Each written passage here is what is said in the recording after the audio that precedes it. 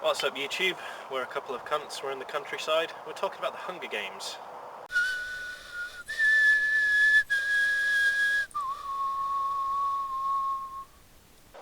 The Hunger Games is out in cinemas now. It's an adaptation of one of my favourite books. Have you seen it yet? I have not seen it yet, no. No? I intend to. It's quite good. My only concern with it is, maybe I'm not really aware of the background, I don't really know too much about it. The only concern I have with it, looking at it, is basically just like, someone's taken the idea of Battle Royale and just put a bunch of, white American kids in it and done pretty much the same thing. A couple of problems with your logic there. One, there's a few black kids in the mix. Alright, but you know what, my argument there is just like, Hollywood's looked at a great Japanese movie and gone, rather than have them there, we'll just stick some, white-friendly people in there. Not Hollywood, because it was a book first. Alright, yeah, but it's a film now. The other problem being the whole Battle Royale thing. There's two main things. People have said that the Hunger Games is a rip-off of Battle Royale. I'm sure Battle Royale inspired it, but so did The Running Man, and so did the war in Iraq. Reality TV. So many things influenced it. You can't really just justify it as a rip-off of Battle Royale. The other thing is, and this really fucking gets on my wick, is people saying that they compare it to Twilight. It's a novel for young adults that's been successful. There's kind of a love triangle in it, but that is not the focus of the story. Not like fucking Twilight, where that's all it's about. And are you really going to fucking compare Bella Swan to Katniss Everdeen? One of them is a very capable young woman who deals with a very difficult situation, has a lot of self-respect, is not reliant on men.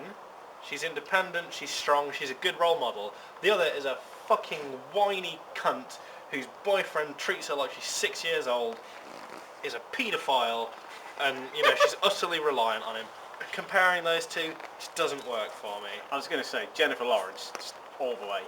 I wasn't aware of her. I mean, she's not done that much stuff, but I wasn't aware of her until X-Men First Class. And she's naked and blue. She's literally just walking around half the time, just painted in blue shit. It's just like, yeah, you know what? I didn't see that beforehand, but now, kind of doing it for me. Yeah, I'd take her over Kristen Stewart. Oh, honestly, just there would never be an opportunity where I'd just be like, Kristen Stewart, Jennifer Lawrence. I wouldn't say no to both, but that's another story. As I was saying... Actually, you know what? I think I would say no to both. Even though, you'd have bragging rights. You had a threesome alone, but a threesome with two famous people. I think I'd still just go for Jennifer Lawrence so I could, concentrate entirely on her rather than putting up with that, whinging Kristen Stewart bitch. As I said, the film, really quite a good adaptation. Stellar cast. Stanley Tucci knocks it out of the park as usual. Lenny Kravitz, surprisingly good. Why is he in it? The last film I remember seeing him in, I'm not sure how many he's in, but I just for some reason remember him being in Zoolander. Jennifer Lawrence, obviously, just not only is she incredibly tasty, no one's going to deny that, but she's actually a really good actress. Yeah, I get the feeling Academy Award nominated at her age. It's really I get the feeling impressive. she's like younger than us as well. I get the feeling that we're kind of underrating her here because we're just sort of stood here like really laddish men, just like, objectifying that bit of meat, yeah, but, it kind of impresses me. Yeah, she's incredibly good. The first thing I saw her in was First Class as well, but I also watched Winter's Bone with her and John Hawkes, and she is just fucking... That's the film she got nominated for an Oscar for. She's so good in that. One complaint, really, that I do have with the film is it's incredibly watered down. The book is really quite violent. There's people getting... I know for a fact they decided it was going to be a 15 or a 12 and they had to cut quite a bit of stuff out to get it down to a 12. I can see that. From a 15. But I mean, in the book there's people getting skewered, one guy loses his eye, there's people getting burnt. It's really harsh stuff, especially for a book that's, aimed at, I think, sort of 12 to 16 year olds. It's, there's shit in there that, you'd expect to find in a Stephen King book. That's the thing though, you can make it quite family friendly, get a 12 and have quite a big audience, or you can make it worse, violence wise, it'll be a 15 and you won't get as big an audience. They pussied out a bit. Shame. I'm really hoping for an uncut feature on Blu-ray. Definitely a Blu-ray purchase, and if they have an uncensored version, that would be something that I'd be really interested in. No. I mean, it's like fucking Human Centipede 2. They had to cut 31 scenes out of that or something like that. And then you're sort of thinking, well, if they're happy to take those 31 scenes out, but they still think the movie works, how integral were they, and how much were they just sort of like gore for the sake of gore? Dude, it's the Human Centipede. That film is just gore for the sake of gore. It actually kind of pisses me off that we're still living in a world where you know, the BBFC thinks they know better than we do what we're allowed to watch. It's just a bunch of crusty old white guys. For the Hunger Games, I can understand it because they wanted to get the rating down. You know, they wanted it to be a 12 to get more people in. But the Human Centipede, it was never going to be anything but an 18. What justification do they have for removing scenes? Because it didn't get the rating down. All it was them saying, you're not allowed to watch this. This is unsuitable for you. Fuck you. Some of the shit I've seen on the internet and you think the Human Centipede 2 is unsuitable. Have a word. What I wonder now is, are they going to do sequels to the Hunger Games? I assume it's doing quite well at the box office. I assume there are books other than that series? Two more books. It's a trilogy. I'm in two minds as to whether I actually want them to do sequels, because the second and third books were nowhere near as good as the first. Really? Yeah. I read the first book in literally, I think, 3 days because it was that good. And I love it when you get a book like that and you're compelled to read it that quickly. Too right. I just finished the A Song of Ice and Fire series. I fucking ate that shit up. But with they're pretty fucking big books, those ones. Yeah, they were quite filling. But with the Hunger Games trilogy, it's like the second and third books just took so long, so it's like, I don't really care. It was so disappointing after the first book, so I don't know. They could not do the sequels. It wouldn't really bother me either way. If you were put in a Hunger Games situation, do you think you would have what it takes to murder the shit out of some people? If it's for me, really, I would always try to seek not to kill someone. But at the end of the day, I think you're genetically hardwired to be like that. It's Darwinism, survival of the fittest. If at the end of the day, I know it's no longer self-defense, and you know, it's you're going to live or the other guy's going to live. I think always, just about in all circumstances, I have to say I'm sorry.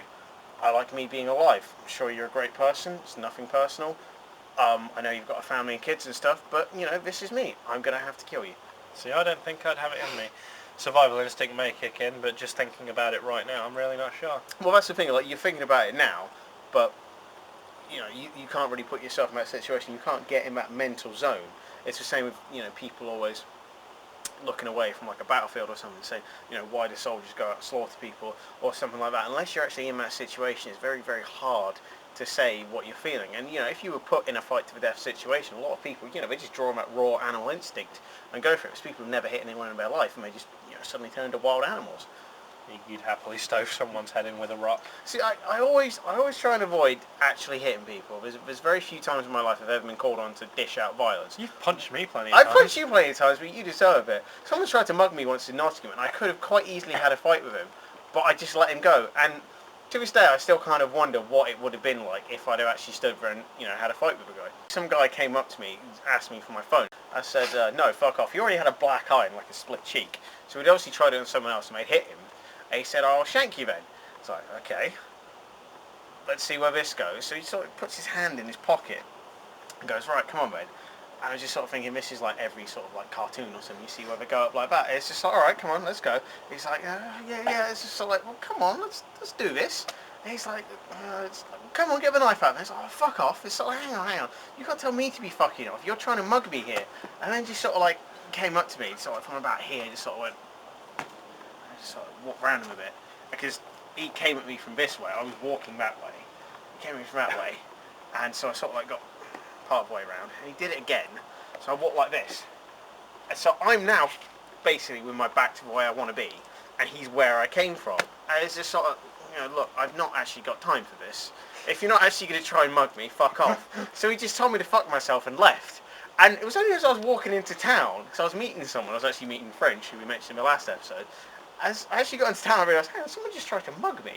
But it just didn't sink in, and I got into town just sort of like, that could have gone a lot differently. But, you know, I didn't think to chase after him and kick him or anything. So, you know, I didn't have that killer instinct in me then. He'd obviously, I guess he was probably on drugs or something and really desperate, because he'd obviously tried to mug someone else. Failed massively by the state of his face. He was also ginger and a chav, so kind of felt like a bit of a charity case for him, but I just let him go, and I watched him walk off down the street, which was a really weird thing. I stopped and I watched him because I thought, I wonder what else he's going to do. And coming up behind me were two, I'm guessing 13 to 14-year-old girls. I just suddenly thought, fucking hell, if he's tried that on me, he's probably going to try that on them. Anyway, he just walked straight past these two girls. And it's sort of like, me, you know, I'm not massive, but I was about 6 inches taller than these two girls. I'm going to pose more of a threat to you than them. He just took one look at them and walked round. So like, why did you suddenly look at me and think, I know he'll be a good guy to mug? He's probably gone up to someone who's like an 8-foot bouncer or something. It's like, give me your phone. He's just picked this guy up, thrown him away. The lesson here is, you get in the arena with this guy, he'll walk around you a bit. May the odds be ever in your favour. Well, we've been a couple of cunts in the countryside. If you enjoyed this video, like, share, favourite and subscribe. Check us out on Facebook and Twitter. If you didn't enjoy it, I'll see you in the arena. Feel free to suggest a topic for us to talk about in a future episode. See you next time. If you want to see a real Hunger Game, try watching Man vs. Food.